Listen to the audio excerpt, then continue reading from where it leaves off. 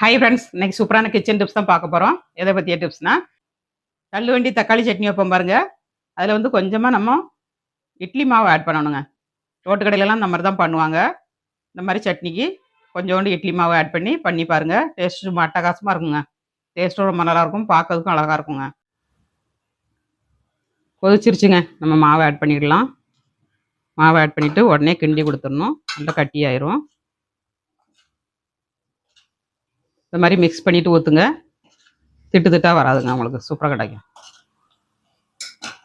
இப்போ கொஞ்சம் கொதிக்கிட்டோம், நம்ம மல்லித்தழை போட்டு இறக்கிக்கலாம். சூப்பராக இருக்குங்க டேஸ்ட் வந்து.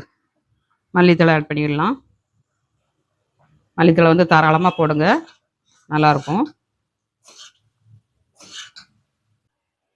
வாங்க எல்லோரும் சாப்பிட்றதுக்கு, இட்லியோட வச்சு சாப்பிட்றதுக்கு சூப்பராக இருக்கும். இட்லியோட சேவ் பண்ணி சாப்பிட்டு பார்க்கலாம். இந்த டிப்ஸை ஃபாலோ பண்ணுங்கள். வீடியோ பிடிச்சிருந்தா லைக் பண்ணுங்கள். நாளைக்கு இன்னொரு டிப்ஸோடு பார்க்கலாம். பாய்.